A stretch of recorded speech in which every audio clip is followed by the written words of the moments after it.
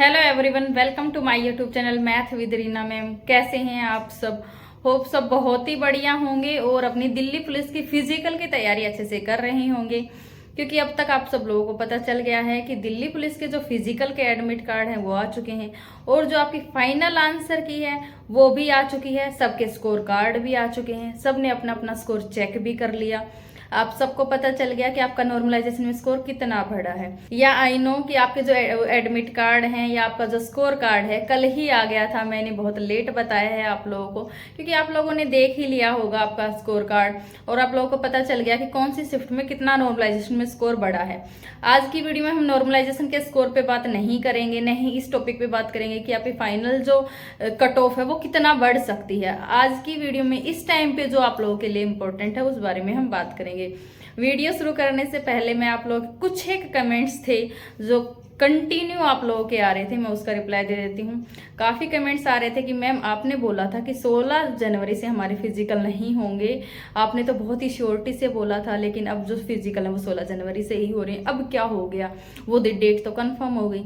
तो उसके लिए मैं आपको बता दूं, मैंने क्या बोला था कि 16 जनवरी से जो नोटिस वायरल हो रहा था वो ओरिजिनल नहीं था, वो ऑफिशियल नहीं था। तो क्या वो ऑफिशियल था? आप खुद ही बता दो उस चीज को। अगर वो ऑफिशियल होता तो आपके फिजिकल तो 16 जनवरी से ही होते। और जो उस वीडियो में हमने बात करी थी वो सारे फैक्ट्स के रिगार्डिंग बात करी थी। मैंने आपको क्या बोला था कि उस जो नोटिस, जो वायरल नोटिस था, उसके अकॉर्डिंग क्या था कि आपके फिजिकल 16 जनवरी से होंगे और 9 वर्किंग डेज में आपके फिजिकल होंगे, उसमें सैटरडे संडे इंक्लूड नहीं था। ये चीजें थी। और उस नोटिस के अकॉर्डिंग अगर 16 जनवरी से आपके फिजिकल स्टार्ट होते तो 25 जनवरी के आपके फिजिकल खत्म होते। और मैंने क्या बोला था कि अगर आपके फिजिकल होते भी हैं 26 जनवरी से पहले तो आपके फिजिकल 22 जनवरी से पहले कंप्लीट होने चाहिए। बोला था ये चीजें। तो ये चीज देखो। और मैंने ये क्या बोला था कि सिर्फ 5 ही वर्किंग डेज बचते हैं, क्योंकि सैटरडे संडे उसमें इंक्लूड नहीं था। उसमें साफ साफ लिख रखा था कि आपके जो फिजिकल होंगे वो 9 वर्किंग डेज में होंगे, जिसमें सैटरडे संडे और जीएच इंक्लूड नहीं है। और अगर हम 16 से 26 तक की बात कर रहे थे उस टाइम पे कि 26 को भी मान के अगर चलते हैं, लेकिन 26 को आपके फिजिकल नहीं होने थे, क्योंकि 23 जनवरी को हमारी 26 जनवरी की जो फाइनल रिहर्सल है वो होती है और दिल्ली में जो ट्रांसपोर्ट है वो बंद हो जाता है। तो मैंने वो सारे फैक्ट्स देख के आपको बोला था कि 16 जनवरी से आपके फिजिकल होना बहुत मुश्किल है। ठीक है, तो आप लोगों के काफी कमेंट्स थे इसके रिगार्डिंग। होप अब आपको सारे आंसर मिल गए होंगे, क्योंकि 16 जनवरी से आपके फिजिकल न होकर उससे पहले ही हो गए हैं। तो आप इस चीज को लेकर अपना वो चीज देख सकते हो कि 16 जनवरी से जो चीजें मैंने आपको बताई थी, जो सारे फैक्ट्स मैंने बताए थे, उन सभी फैक्ट्स पे वर्क किया गया है। 13 जनवरी से आपके फिजिकल रखने का मकसद सिर्फ वही था कि आपके 22 जनवरी से पहले आपके फिजिकल कंप्लीट हो जाएं, और सेम वही हुआ है। आपके फिजिकल 13 से 20 के बीच में होंगे, यानी कि 22 से पहले पहले आपके फिजिकल कंप्लीट होंगे। प्लस उसमें लिखा था कि आपका सैटरडे संडे इंक्लूड नहीं होगा, सैटरडे संडे में आपके फिजिकल नहीं होंगे। लेकिन अब जो फिजिकल आपके हो रहे हैं उसमें संडे भी इंक्लूड है, अगर आपने नोटिफिकेशन देखा होगा तो वो सारी चीजें, अगर हम फैक्ट्स के रिगार्डिंग बात करें तो जो फैक्ट्स मैंने आपको बताए थे सारे फैक्ट्स पे वर्क हुआ है। और मैंने आपको ये भी चीज बताई थी, या तो आपके फिजिकल 26 जनवरी के बाद होंगे या आपके फिजिकल 10 या 12 से ही स्टार्ट हों। और देख लो वही हुआ है, आपके फिजिकल 13 जनवरी से ही स्टार्ट हुए हैं। ठीक है, तो होप अब आपको अपने सारे जितने भी आप लोगों के कमेंट्स आ रहे थे उनके आंसर मिल गए होंगे, क्योंकि मैंने किसी भी कमेंट का रिप्लाई नहीं किया था, क्योंकि मेरे को वो चीज़ उस टाइम पे इतना इंपॉर्टेंट नहीं लग रही थी कि मैं आपको अलग अलग रिप्लाई करूं। क्योंकि जो जो चीज़ें मैंने आपको बताई थी वो सारे फैक्ट्स थे, उन फैक्ट्स पे वर्क भी हुआ है। आपके फिजिकल मान लो 26 जनवरी से बाद न करवा के, हो सकता है इतना ज़्यादा प्रेशर था कि आपके फिजिकल 13 जनवरी से ही करवा दिए। लेकिन हाँ, आप लोग जिस चीज़ का वेट कर रहे थे, अपने स्कोर कार्ड का, एडमिट कार्ड का, वो सारी चीज़ें अब अपलोड हो चुकी हैं। होप आप सबने अपने एडमिट कार्ड भी चेक कर लिए होंगे और अपना स्कोर कार्ड भी चेक कर लिया होगा। चाहे आपका स्कोर आंसर की के अकॉर्डिंग कितना भी बन रहा था, लेकिन जो आपका नॉर्मलाइजेशन का जो स्कोर है वो आपका फाइनल स्कोर है। चाहे उसमें आपका स्कोर इंक्रीज हुआ है, चाहे जितने भी मार्क्स आपका स्कोर इंक्रीज हुआ है, ये जो नॉर्मलाइजेशन का स्कोर है ये अब तक का आपका फाइनल स्कोर है। यही स्कोर आपका लास्ट तक रहने वाला है। हाँ, जो बच्चे एनसीसी के है जिनके पास, उनका स्कोर इंक्रीज होगा आफ्टर फिजिकल। जो एनसीसी के मार्क्स हमें मिलते हैं वो फिजिकल के बाद मिलते हैं। तो जिन बच्चों के पास एनसीसी का सी सर्टिफिकेट, ए सर्टिफिकेट या बी सर्टिफिकेट है, वो अपना सर्टिफिकेट फिजिकल के टाइम पे लेकर जाना, जिससे आपको जो मार्क्स हैं एडिशनल मार्क्स एनसीसी के, वो उस टाइम पर मिलेंगे। ठीक है, तो आज की वीडियो में हम बात करेंगे कौन कौन से डॉक्यूमेंट्स आपको फिजिकल के टाइम पे लेकर जाने हैं। सबसे पहले आपको अपनी 10th की मार्कशीट लेके जानी है, जिससे आपका डेट ऑफ बर्थ वेरीफाई होगा। सेकंड, आपको 12th की सर्टिफिकेट लेके जाना है, क्योंकि हमारी जो एसेंशियल क्वालिफिकेशन है वो 12th पास ही है। तो 12th की जो सर्टिफिकेट है वो आपको जरूर लेकर जानी है। अगर आपने ग्रेजुएशन किया है तो आप ग्रेजुएशन के भी डॉक्यूमेंट्स लेकर जा सकते हैं, क्योंकि उस टाइम पे आपका लिखा जाएगा कि आप ग्रेजुएट हैं, 12th पास हैं, तो वो चीजें लिखी जाती हैं और वो हमारे करेक्ट रोल में भी चढ़ती हैं। अगर आप ग्रेजुएट हैं तो आप अपनी ग्रेजुएशन की भी मार्कशीट या फिर जो डिग्री है आपके पास वो लेकर चले जाना। थर्ड, आपको लेकर जाना है अपना कास्ट सर्टिफिकेट। कास्ट सर्टिफिकेट के रिगार्डिंग आप लोगों के बहुत सारे कमेंट्स थे। काफी बच्चे ये बोल रहे थे कि मैम हमारे पास पुराना कास्ट सर्टिफिकेट है। कुछ बच्चे बोल रहे थे हमारे पास क्रूशियल डेट का कास्ट सर्टिफिकेट नहीं है, तो क्या हमें बाहर कर देंगे, क्या हमारा मान्य नहीं होगा, क्या हमें डिस्क्वालीफाई कर देंगे फिजिकल में। तो कास्ट सर्टिफिकेट के रिगार्डिंग आप लोगों के काफी कमेंट्स थे, तो पहले मैं वही बता देती हूँ। देखो, कास्ट सर्टिफिकेट में अगर आपका ईडब्ल्यूएस कैटेगरी है तो उसमें तो आपका क्रूशियल डेट का ही चलेगा। आपका जो फाइनेंशियल ईयर है 23-24 का, वही वाला कास्ट सर्टिफिकेट आपके पास होना चाहिए, तभी आप ईडब्ल्यूएस कैटेगरी में आएंगे। ठीक है, अगर आपके पास उससे पहले का ईडब्ल्यूएस का सर्टिफिकेट है तो आप ऑटोमेटिकली ईडब्ल्यूएस कैटेगरी से हटके यूआर कैटेगरी में आ जाएंगे। ठीक है, तो पहला तो हो गया ईडब्ल्यूएस सर्टिफिकेट। आपके पास फाइनेंशियल 2023-24 का ही कास्ट सर्टिफिकेट होना चाहिए। ठीक है, कास्ट सर्टिफिकेट जो ईडब्ल्यूएस का है वो 12 महीने का बनता है, फाइनेंशियल ईयर का बनता है। ठीक है, तो इससे पहले का आपके पास नहीं होना चाहिए, आपके पास नया होना चाहिए। और अगर आपको लग रहा है कि आपके पास पुराना है तो आप ऑटोमेटिकली जनरल कैटेगरी में चले जाएंगे, ईडब्ल्यूएस से आप हट जाएंगे जिस टाइम पे आपका डॉक्यूमेंट वेरीफाई होगा। उसके बाद बात करते हैं एससी और एसटी की। एससी और एसटी के जो कैंडिडेट्स हैं उनके पास भले ही कितना ही पुराना सर्टिफिकेट हो चल जाएगा, लेकिन आपके पास सेंट्रल का कास्ट सर्टिफिकेट होना चाहिए। क्योंकि जो दिल्ली पुलिस है वो सेंट्रल गवर्नमेंट की जॉब है, तो आपको सेंट्रल गवर्नमेंट के अंडर जो भी आपकी कास्ट आती है वही कास्ट आपकी मान्य होगी, क्योंकि यहाँ पे कोई अलग अलग लिस्ट नहीं लगती है, सेंट्रल गवर्नमेंट के ही अंडर आती है ये जॉब। तो आपके पास सेंट्रल गवर्नमेंट का सर्टिफिकेट होना चाहिए, चाहे कितना ही पुराना हो। अगर आपके पास नहीं है तो अगर आप अब भी बनवा लोगे, क्योंकि अभी भी आपके पास 4-5 दिन है, तो भी आपका कास्ट सर्टिफिकेट चल जाएगा एससी और एसटी का। ठीक है, तो आप अब बनवा लो तो भी कोई प्रॉब्लम नहीं है, 2-3 दिन में बन जाता है अभी भी। चाहे आपके 13 जनवरी को भी आपका फिजिकल है तो भी आपके पास 4 दिन का टाइम है, तो आप अब बनवा लो। उसके बाद बात करें ओबीसी सर्टिफिकेट की, तो ओबीसी सर्टिफिकेट तो आपके पास सेंट्रल का ही होना चाहिए और ओबीसी सर्टिफिकेट 2 साल तक वैलिड रहता है। अगर आपके पास पहले का बना हुआ है तो भी कोई बात नहीं, अगर आपका क्रूशियल डेट का नहीं है, अगर आप नया भी बनवाते हो तो भी कोई प्रॉब्लम नहीं है। आपका जो ओबीसी सर्टिफिकेट है वो एक्सेप्ट कर लिया जाता है। तो अगर आपके पास नहीं है तो आप अब बनवा लो, प्लस जो आपका पुराना ओबीसी का सर्टिफिकेट था वो भी अपने साथ लेकर चले जाना। अगर आपके पास क्रूशियल डेट का सर्टिफिकेट नहीं है तो मान लो आपके पास 22 का है, 21 का है और उसके बाद आपने रिन्यू नहीं करवाया उस सर्टिफिकेट को, तो आप इस टाइम पे नया बनवा लो और जो पुराना है वो भी अपने साथ लेके चले जाना। ठीक है, तो ये होगी कास्ट सर्टिफिकेट के रिगार्डिंग हमारी जितनी भी प्रॉब्लम्स थी, आप लोगों के जितने भी कमेंट्स थे। उसके बाद बात करते हैं ड्राइविंग लाइसेंस की। ड्राइविंग लाइसेंस सिर्फ और सिर्फ मेल कैंडिडेट्स को ही लेकर जाना है, सिर्फ मेल कैंडिडेट्स के लिए ही रिक्वायर्ड है ड्राइविंग लाइसेंस। जो लर्नर का लाइसेंस है वो नहीं चलेगा, आपके पास प्रॉपर ओरिजिनल लाइसेंस होना चाहिए। वैसे तो आपके पास क्रूशियल डेट का होना चाहिए, क्रूशियल डेट यानी कि जिस टाइम पे हमारी जो फॉर्म की लास्ट डेट थी उस टाइम तक का आपके पास लाइसेंस होना चाहिए एज पर नोटिफिकेशन। लेकिन दिल्ली पुलिस में आपका क्या है, अगर अब भी आपने लाइसेंस बनवाया है तो आपका चला लेते हैं, लेकिन ओरिजिनल लाइसेंस का होना बहुत जरूरी है। लेकिन जो लाइसेंस के रिगार्डिंग आप लोगों के इतने सारे कमेंट्स थे कि मैम मेरा उस दिन बन के आएगा, उस दिन बन के आ गया, क्या हमें डॉक्यूमेंट्स के लिए टाइम मिलेगा? तो आपको डॉक्यूमेंट्स कंप्लीट करवाने के लिए 7 वर्किंग डेज का टाइम मिलेगा। 7 वर्किंग डेज, उसमें सैटरडे और संडे इंक्लूड नहीं होंगे। तो 7 वर्किंग डेज अगर हम लगा के चलते हैं तो 7 + 2, क्योंकि सैटरडे संडे उसमें इंक्लूड हम नहीं करते हैं, तो लगभग आपको 10 दिन का टाइम मिलेगा अपने डॉक्यूमेंट्स कंप्लीट करवाने के लिए।